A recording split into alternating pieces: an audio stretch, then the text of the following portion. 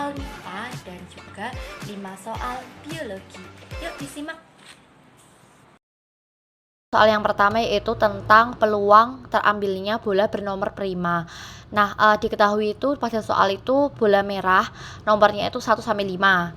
Berarti totalnya kan 5 bola. Kemudian bola berwarna kuning itu nomor 6 sampai 9. Nah, berarti kan totalnya 4. Kemudian bola hijau itu nomor 10 sampai 12. Itu berarti 3 bola, ya kan. Nah, ini total semua berarti bolanya itu diketahui 12 bola. Kemudian pengambilan pertama itu diketahui dalam soal itu bola hijau bernomor ganjil. Nah, bola hijau bernomor ganjil itu nomor berapa? Dari sini kita tahu kalau bola hijau itu kan 10 sampai 12 ya. 10, 11, 12 ya kan. Yang ganjil berapa? 11. Berarti yang terambil pertama yaitu bola bernomor 11 sudah keluar, oke? Kemudian pengambilan kedua itu bola kuning bernomor prima. Kuning tuh apa ini? 6 sampai 9. Berarti 6, 7, 8, 9. Yang prima nomor berapa? Yang prima itu nomor 7. Berarti bola nomor 7 sudah keluar. Oke, gitu. Nah, kemudian udah diketahui nih pengambilan pertama, pengambilan kedua, yang terambil 11 sama 7. Ditanya itu peluang terambilnya bola bernomor prima secara acak. Jawabannya itu kan 2 boleh diambil, ya kan, 2 boleh diambil, berarti kan dikurangi 2. Total awalnya berapa? 12. Ini loh, 12. Ini semua ke 12 kan, jadi total awal 12, semuanya total ini 12 dikurangi 2, 10. Nah, kemudian bilangan prima dari 1 sampai 12. Ini kan 1 sampai 12. Nah, itu berapa aja? Ada 2, 3, 5, 7 sama 11. Intinya kan bernomor prima, ya kan? Nah, sudah diambil 7 sama 11. Berarti yang tersisa 3 bola ini. Nih, 3 bola ini. Kemudian peluang itu apa? Banyak kejadian yang diinginkan per atau dibagi banyak seluruh kejadian. Berarti peluangnya 3/10. 3 ini apa? 3 ini jumlah bola yang diinginkan, yaitu bola bernomor prima. Ini bola bernomor prima 3 ini yang diinginkan. Yang diinginkan ini. Karena yang ini udah diambil, jadi yang diinginkan ya 3 ini gitu. Terus 10 ini jumlah seluruh bola yang masih bisa diambil pada pengambilan ketiga gitu kan, ceritanya pengambilan ketiganya kan. Itu ini tinggal 10 kan, karena kan ini 12 sudah diambil 2, berarti kan yang peluangnya kan berarti kan 10 gitu. Itu nomor 1. Kemudian soal nomor 2 rata-rata gabungan. Diketahui rata-rata kelompok semula sekian ditambah 4 anak dengan rata-rata sekian ini diketahui dalam soal semua ya ini ya. Kemudian rata-rata gabungan 8,2. Nah, ditanya banyak anak pada kelompok semula. Terus dijawab. Ini jumlah nilai kelompok semula ini 8,4 X. Ini dimisalkan X ya, karena banyak anak semula tuh dimisalkan X karena kita belum tahu. Nah, kemudian rata-ratanya kan jumlah nilai per banyak data. Nah, karena udah tahu rata-rata gabungannya ini kan, ntar rata-rata gabungan tuh dimasukinnya bentar. Nih, kayak gini. Dia disama dengan 8,2. Ini tinggal dimasukkan. Terus ini dikalikan silang, X-nya dipindah ke sana semua. Terus ini yang enggak ada X-nya ke sana. Kan pertambahan dipindah ruas-ruas kan jadi pengurangan. Kalau ini perkalian dipindah ruas jadi pembagian. Nah, jawabannya adalah 16 orang. Kemudian nomor 3 ini panjang DE pada segitiga ABC. Diketahui segitiga ABC siku-siku di B, siku-sikunya di B. Benar? Benar. Nah, ini diketahui sekian. Ini diketahui dalam soal. Nah, tak masukin biar enak. Tak taruh sini. Ini tak tulis sini kayak gini biar enak, oke? Nah, DE ini sama dengan BC. Ini tahu karena ini loh ada tanda ini. Ada tanda ininya tuh di dalam soal. Nah, berarti kan dia sudah sama nih. Dia sama kan? Nah, ditanya DE-nya gitu. Nah, dianggap aja ini 2 segitiga ya, 2 segitiga. Nah, ini kan karena AB itu sama dengan AD plus DB jadi 10. Ini 6 tambah 4, 10. Oke, paham. Nah, kemudian karena DE sama dengan BC, maka segitiga ADE ini sama dengan segitiga ABC, oke? Nah, itu dianggap jadi dua segitiga ya. Kita perbandingkan sisi yang bersesuaian. DE ini, DE diperkan dengan BC. Kemudian AD ini diperkan dengan AB, AB ini gitu, oke? Nah, tinggal disubstitusikan. D-nya belum diketahui, tetap biarin kayak gini. Terus BC berapa? 8. AD berapa? 6. Per AB berapa? 10. Tinggal dihitung kan. Ini perhitungannya ini gini, dikalikan silang. Dah, hasilnya 4,8. Kemudian lanjut ke sini. Ini soal nomor 4. Soal nomor 4 itu tentang pengisian buku ke dalam balok. Jadi ini dianggapnya buku ya, ini buku di dalam ini baloknya. Jadi bukunya dimasukkan ke balok. Maksimal tuh volumenya tuh berapa toh? Ini kan ditanya jumlah buku maksimum yang dapat dimasukkan ke dalam kotak tuh berapa? Jumlahnya itu. Gitu. Nah, panjangnya ditulis ini, ukuran kotaknya ini juga ditulis ini gitu. Nah, ini ada dua cara. Cara yang pertama itu ini tuh pakai penalaran ya. Ini tuh enaknya lihat soalnya sih. Nah, ntar dilihat soal, terus ini kan buku disusun ke dalam kotak. Nah, 30 cm ini diisi sisi 15 cm, diisi kan sisi 15-nya. Kemudian ini 30 dibagi 15, 2, ini. Ini bisa dinalar kalau lihat gambarnya. Nah, kemudian maka jumlah bukunya itu ini tinggal dikalikan, ini hasilnya 12 buku. Nah, cara lain ini lebih enak lagi itu pakai volume. Nah, ini kan nanti kan tinggal volume kotak sama volume buku. Ini bukunya, ini kotaknya ya. Kan berarti bukunya masukkan ke kotak gitu. Nah, volume kotak ini kan volume kan rumusnya panjang kali lebar kali tinggi. Panjang kali lebar kali tinggi ya kan. Nah, terus dikalikan semua yang diketahui, dikalikan hasilnya segini, ini juga dikalikan hasilnya segini. Tinggal kotaknya ini dibagi dengan bukunya, 12 buku, hasilnya kan 12 buku kayak gitu. Nah, kemudian soal yang nomor 5. Soal nomor 5 ini tinggi gedung, keseimbangan segitiga dari bayangan tuh di gambarnya tuh terlihat kayak segitiga siku-siku ya gitu. Nah, diketahui tinggi pohon tuh 8, bayangan pohon 10, ini dah. Terus ditanya tinggi gedungnya, jawabnya itu kan karena sinar matahari sama, maka segitiga pohon dan gedungnya itu sebangun. Nah, ini kan masukinnya itu, ini kan gedung-gedung sama kan, ini kan pohon-pohon gitu, oke. Ini tinggi, ini bayangan gitu ya. Nah, tinggal dimasukin. Tinggi gedung kan nggak tahu nih, kita andaikan H ya, H. Terus bayangan gedung 15, ini 8 per 10 dikalikan silang, H kali 10 kayak gini, tinggal pindah ruas, coret-coret, hasilnya 12. Lanjut ke perbandingan skala termometer. Ini tuh diketahui. Nah, titik bawah kelihatan ya. Titik bawahnya tuh 0 kan. Nolnya tuh diketahui 20 derajat P. Kalau titik atas itu 100. Nah, itu diketahuinya di soal 180, oke.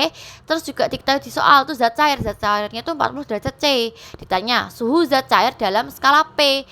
Berarti jawabannya kan ini perbandingan skala ya. Nah, kenaikan skala P dikurangi 20, kenaikan skalanya, oke. Jarak total skala P ini kan PP kan, tinggal dikurangi 180 kurangi 20 nih.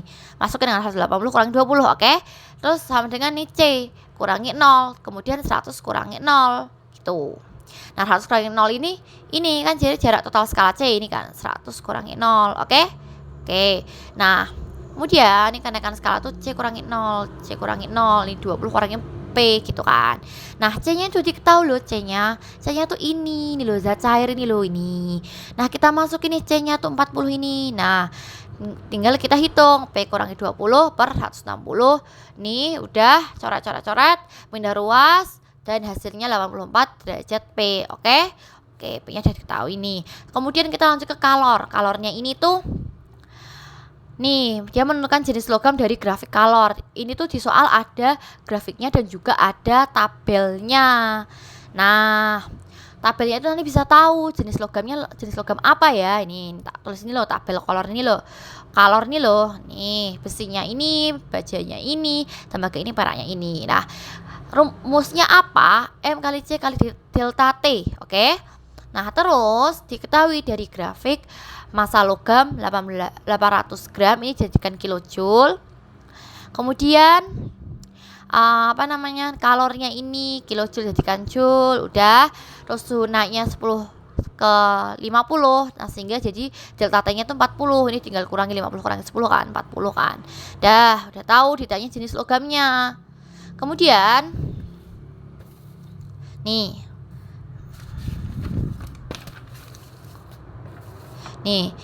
kita jawab. Masukin rumus kan, M kali C kali delta T. Tadi udah jadikan joule ini. Kemudian ini 0,8 C.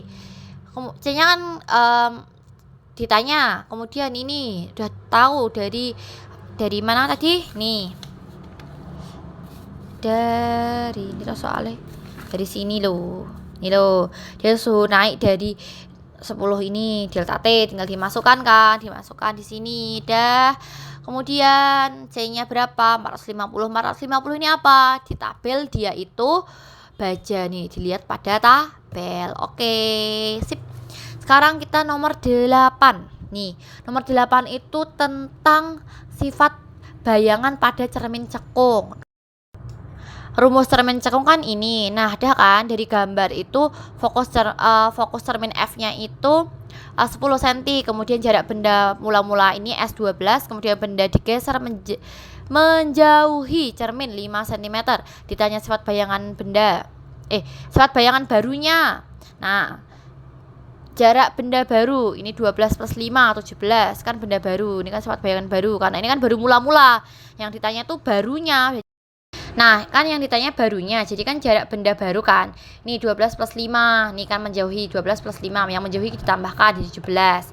Kemudian rumusnya dimasukin 1 per F sama dengan 1 per S plus 1 S aksen. 1 per 10, 10 ini diketahui. Terus kemudian 1 per 17, 17 kan. Ini 17 yang baru. Kemudian plus 1 per S aksen. Nah, ini kan. Kemudian ini tuh kan berbeda, harus disamakan dulu. Jadi 170 dikalikan dulu kan supaya sama bawahnya ini. 1 per S aksen ya kan. Kemudian ini dikalikan silang 7 kali S aksen 170, hasilnya ini X aksennya ini gitu. Nah, karena S aksennya tuh positif, maka bayangannya tuh nyata. Cermin cekung bayangannya nyata bersifat terbalik. Jadi nyata terbalik diperbesar. Kemudian nomor 9 ini tuh ada gambar. Dia tuh gambarnya itu paralel kan. Nah, berarti kan terkait seri paralel dan hukum Ohm gitu.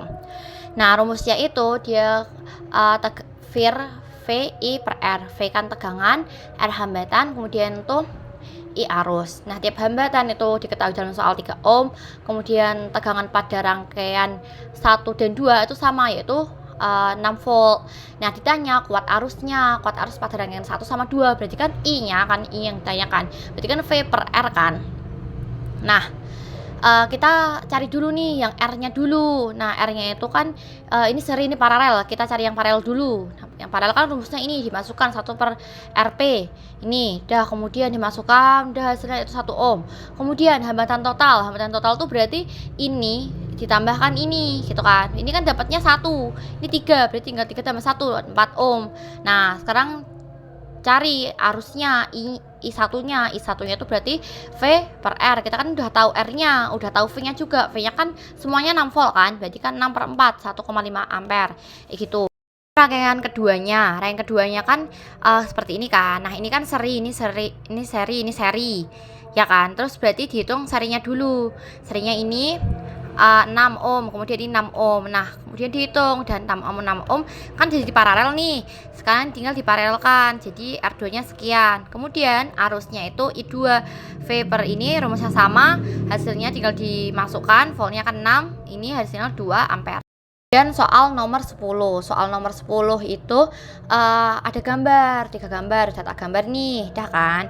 Nah, kemudian gambarnya itu kita identifikasi dulu ciri-cirinya dulu, ciri-cirinya apa, udah tahu semua jadi kita bisa membedakan karena udah tahu ciri-cirinya ya kan.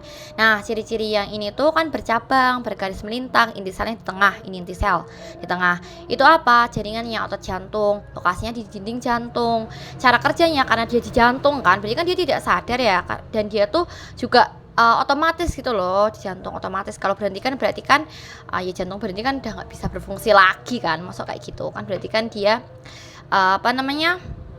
bekerja tidak sadar, kemudian juga otomatis berfungsi memompa darah ke seluruh tubuh, tidak cepat lelah gitu, karena dia kan meskipun nggak tidur juga tetap bekerja kayak gitu kan di organ dalam jantung itu. Nah kemudian ini ciri-cirinya kan panjang, selindis, bergaris melintang, tidak bercabang. Nah ini tuh ada pada otot lurik atau otot rangka. Dia tuh melekat pada tulang. Misalnya pada lengan, kaki, paha. Kan lengan, kaki, paha kita kan digerakkan kan. Berarti kan ini dia digerakkan oleh tubuh. Kemudian dia juga sadar. Kita kan gerakan tangan kan sadar kan. Berarti dia otot ini bekerjanya dengan sadar kayak gitu. Nah dia juga mudah lelah. Kalau dibuat olahraga juga capek terusan kan kayak gitu. Nah kemudian ini tuh dia kan berbentuk gelondong kan. Nah gambarnya seperti ini, ciri-cirinya ini udah tahu perbedaan-perbedaannya. Kemudian ini namanya apa? Otot polos, berarti dinding organ dalam. Karena dia di organ dalam, misalnya di usus, lambung gitu-gitu, berarti dia bekerjanya tidak sadar. Bahkan dia juga tidak mudah lelah. Bahkan pas kita tuh tidur, dia itu tetap lambung kita tetap bekerja kayak gitu kan.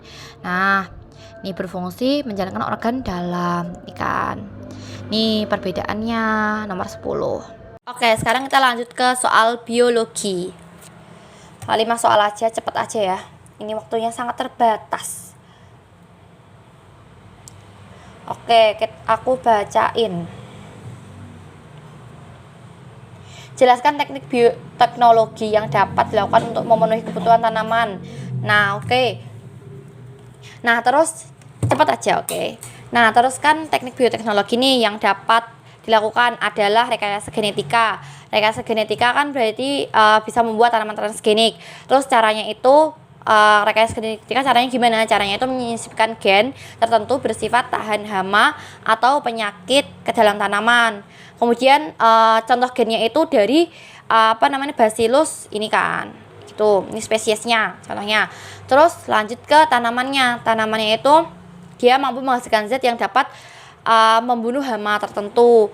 Kemudian juga ada cara lain itu dengan cara kultur jaringan. Nah, dengan cara kultur jaringan kultur jaringan itu apa? Yaitu memperbanyak bibit unggul yang sehat, seragam, dan bebas penyakit. Kemudian soal yang kedua itu tentang fase menstruasi. Nah ini tuh grafik. Nah ini kan hari-harinya nih, hari ke-0 ini hari ke-6. Biasanya fase menstruasi kan normalnya sampai 6 hari kan.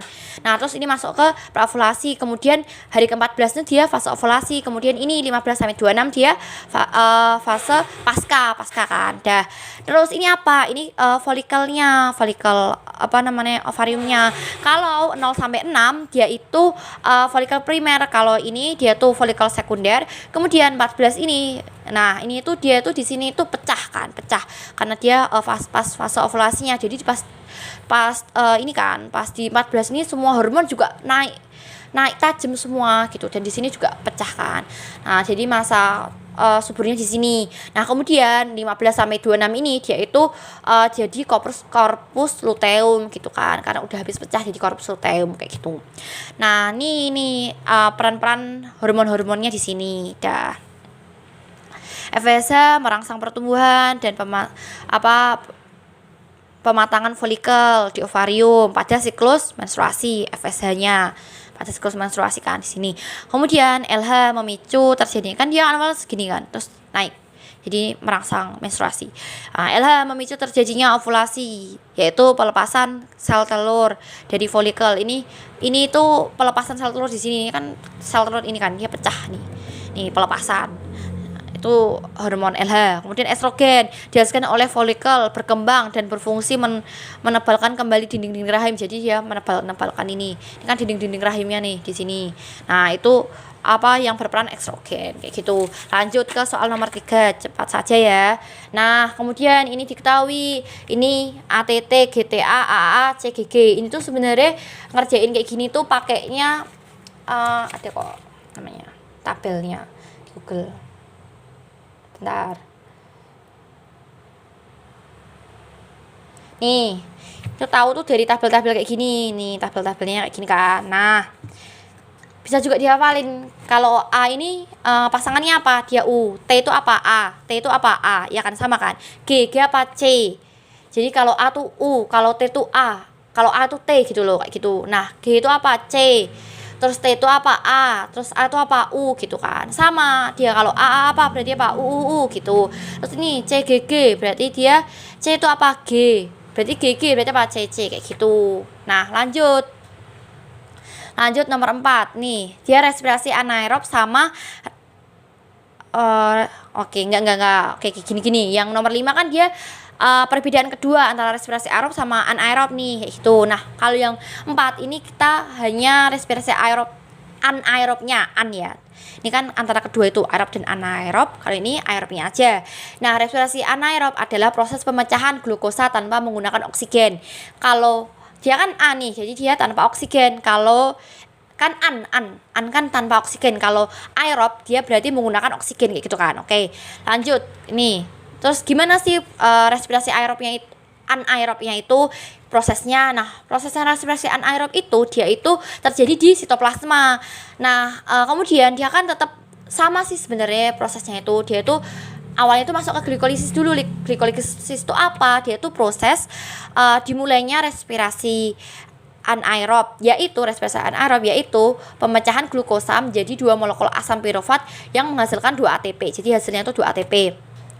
Nah, dia juga di glikolisisnya dia tuh juga memecah glukosa, ya kan. Terus proses ini tidak ada oksigen sehingga asam piruvatnya itu diubah melalui fermentasi asam laktat. Nah, karena dia anaerob, terus dia nggak ada oksigen. Karena nggak ada oksigen itu, maka dia tuh tidak sempurna. Karena tidak sempurna itu prosesnya itu di tahap prosesnya itu. Jadi dia tuh adanya fermentasi. Kalau ada fermentasi apa berarti dia termasuknya anaerob ya. Oke gitu. Nah, terus pada sel otot atau menjadi etanol dan karbon dioksida hasilnya ini pada ragi gitu. Nah, terus sekarang nomor 5 ini dibandingkan nih ATP-nya paling banyak mana antara aerob sama anaerob. Tadi kan udah tak jelasin sedikit nih. Nah, aerob itu kan dia pakai oksigen, kalau anaerob tuh nggak pakai oksigen ya kan. Nah, udah kalau di sini kan dia kan sempurna nih hasilnya, makanya dia ATP-nya tuh lebih banyak. Sedangkan ini dia kan nggak ada prosesnya aja, nggak sempurna, jadinya ada fermentasi itu. Makanya karena ada fermentasi ini kan jadinya tuh ATP-nya jauh lebih sedikit nih. Ringkasnya seperti ini, respirasi aerob ada O2, kemudian penguraian sempurna, ATP-nya banyak. Kalau anaerob dia tidak ada O2, penguraian tidak sempurna, terus ATP-nya sedikit gitu. Selesai, dadah.